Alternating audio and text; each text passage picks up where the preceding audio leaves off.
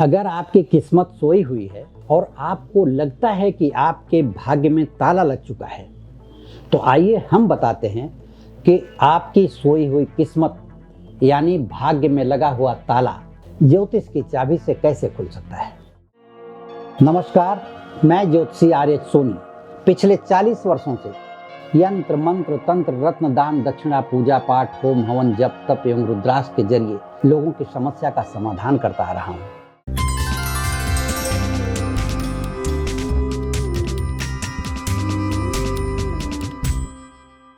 आज की व्यस्त दुनिया में लोग सफलता के लिए दिन रात मेहनत करते हैं और हर कोई चाहता है कि उसकी मेहनत रंग लाए, उसे मान सम्मान सुख समृद्धि और ऐश्वर्य प्राप्त हो, उसकी मनोकामना पूरी हो और जीवन में उसे किसी चीज की कमी ना हो। साथ ही लोग ये भी चाहते हैं कि उन्हें जीवन में किसी भी प्रकार का दुख न हो और उनका भाग्य हमेशा साथ देता रहे। हम अक्सर अपने आसपास कुछ ऐसे लोगों को देखते हैं जो जीवन भर कड़ी मेहनत करते हैं और उसके बावजूद भी उन्हें संघर्ष का सामना करना पड़ता है और वे अपनी छोटी छोटी ख्वाहिशें भी पूरी नहीं कर पाते। इसके बावजूद कुछ लोग ऐसे देखे गए हैं जो कम मेहनत के बाद ही अपनी तमाम इच्छाओं की पूर्ति कर पाते हैं, अपने सपनों को पूरा कर लेते हैं।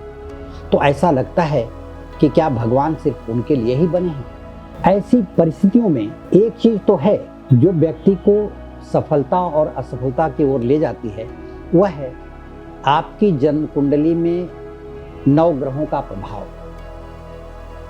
ताला अगर तिजोरी में लगा हो, दुकान पर लगा हो, घर पर लगा हो तो वहां तो वह सुरक्षा प्रदान करता है, लेकिन यही ताला अगर आपकी किस्मत पर लग जाए तो पूरा जीवन बर्बाद कर देता है।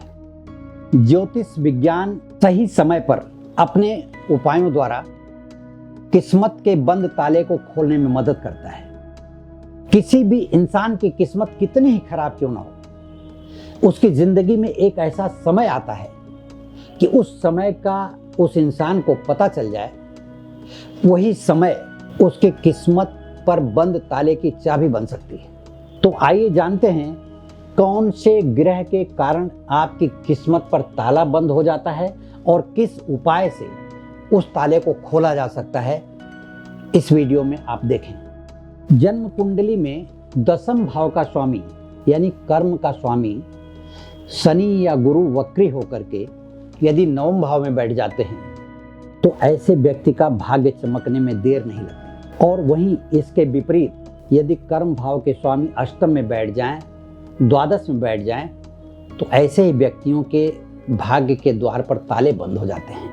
जब किसी भी व्यक्ति के जन्म कुंडली में तीसरे घर में, 10वें घर में या भाग्य में अधिक से अधिक ग्रह बैठे हों, 5 ग्रह या इससे अधिक बैठे हों, तो उसका भाग्य हमेशा चमकता रहता है, उसके भाग्य का सितारा सदैव चमकता रहता है। इसके विपरीत इन घरों में यदि पाप ग्रह बैठ जाएं या जन्म कुंडली के जो 9 ग्रह होते हैं उसमें 5 ग्रह या 6 ग्रह खराब हो जाएं, तीसरे 10वें या 9वें भाव में बैठ करके, तो भाग्य के द्वार पर ताला बंद हो जाता है और ऐसे ही व्यक्ति पूरी जिंदगी संघर्ष करते रहते हैं और उनकी जिंदगी सफल नहीं हो पाती। ऐसे ही व्यक्तियों को ये चाहिए कि अपनी जन्म कुंडली का विश्लेषण करवा करके ग्रह जहाँ बैठे हैं वहाँ से हट करके कैसे काम कर सकते हैं उसका उपाय ढूंढना चाहिए।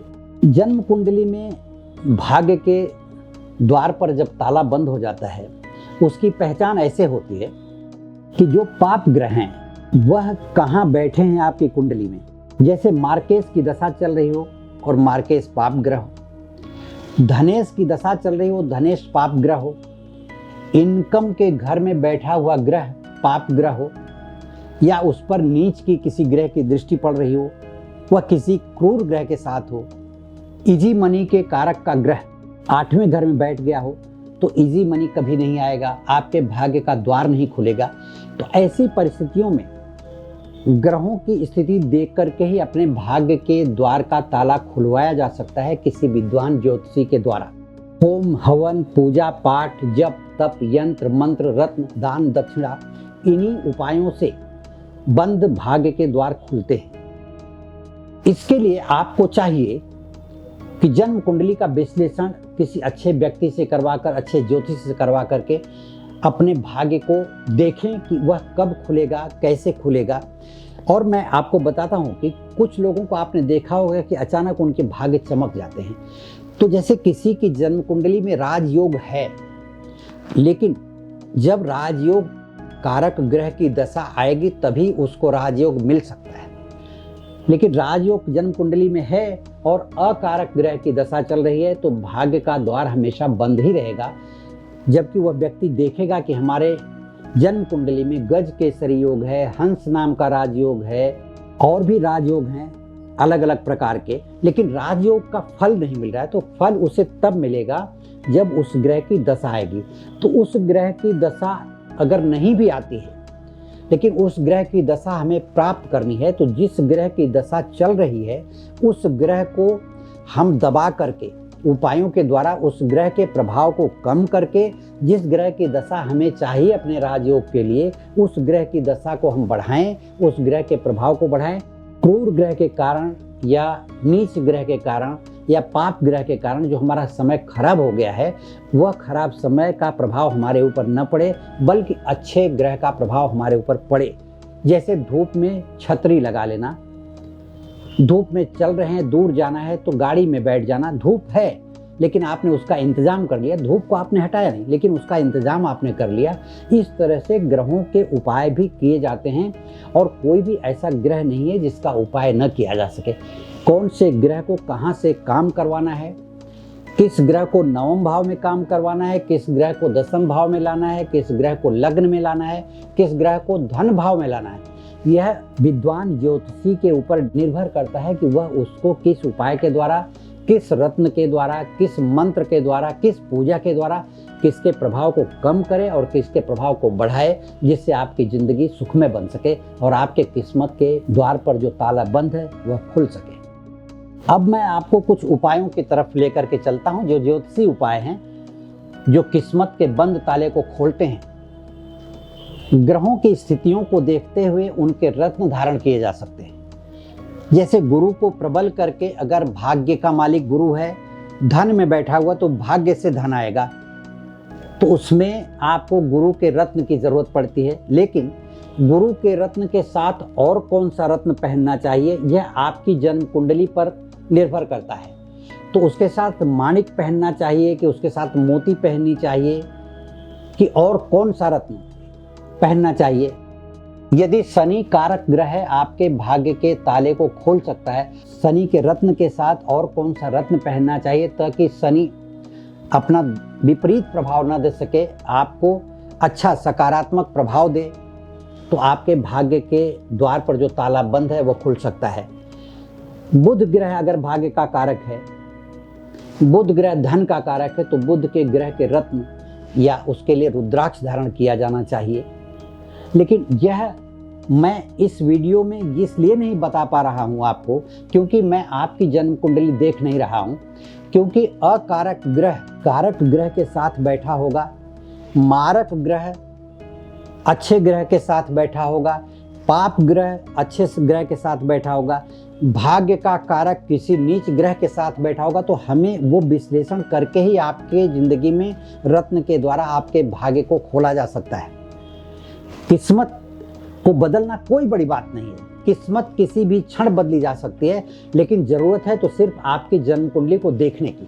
जन्म कुंडली को देख करके आपकी किस्मत को बदलने में कोई देर नहीं लगती। रत्न के द्वारा, रुद्राक्ष के द्वारा, पूजा पाठ, होम हवन, जप तप के द्वारा आपकी किस्मत को चमकाया जा सकता है।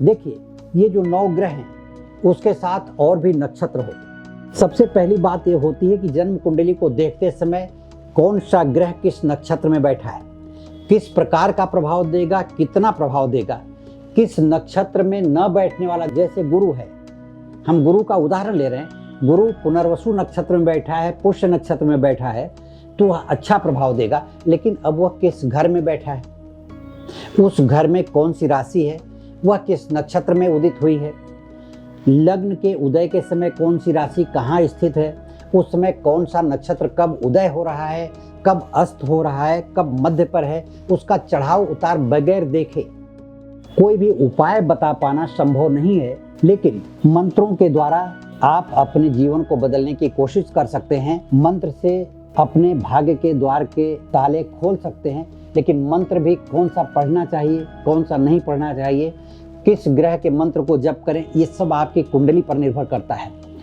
हाँ, जरूर मैं ये कह सकूंगा कि श्री सूक्त का पाठ, लक्ष्मी जी अगर रूठ गई हैं, ऐसा लगता है धन की आवक नहीं हो रही है, तो आदित्य हृदय स्तोत्र का पाठ और श्री सूक्त के पाठ आप जरूर किया करें घर में। माता लक्ष्मी के किसी भी मंत्र का 108 बार सुबह और शाम जप करें। हो सके तो मध्य रात्रि में अगर आप आसन बिछा करके लाल रंग का उत्तराभिमुख, मतलब उत्तर की तरफ मुंह करके माँ लक्ष्मी के मंत्र का जप करते हैं, सामने एक घी का दीपक जला करके, और अपने मन की प्रार्थना करते हैं, तो मन की आराधना सुनी जाती है। मध्य रात्रि में लक्ष्मी के पाठ को करते हुए आप अपने जीवन में सफलता पा सकते हैं। इसके अलावा एक महत्वपूर्ण उपाय मैं बता रहा हूँ। वैसे तो इसका दिन निश्चित है, अगर पुष्य नक्षत्र में शुरू कर सकें, गुरु पुष्य नक्षत्र आए या रवि पुष्य नक्षत्र आए, ऐसे नक्षत्र में माँ लक्ष्मी की पूजा अगर आप शुरू करते हैं तो कहा जाता है कि पुष्य नक्षत्र में किया गया कार्य नियमित बढ़ता रहता है। उस दिन इसीलिए सोना खरीदने का नियम है। पुष्य नक्षत्र में लोग सोना खरीदते हैं। तो मेरा कहने का मतलब, जो भी आप करते हैं पुष्य नक्षत्र में, तो उसका कई हजार गुना, क्या लाख गुना फल प्राप्त होता है। तो उस दिन मंत्र की शुरुआत करेंगे तो वही शुरुआत मानी जाती है।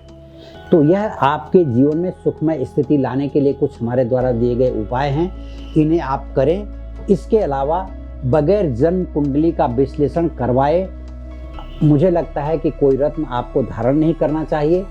जन्म कुंडली का विश्लेषण करवाने के लिए या मुझसे व्यक्तिगत रूप से परामर्श लेने के लिए वीडियो के नीचे दिए गए लिंक पर क्लिक करें। इस वीडियो को शेयर करें, सब्सक्राइब करें, लाइक करें।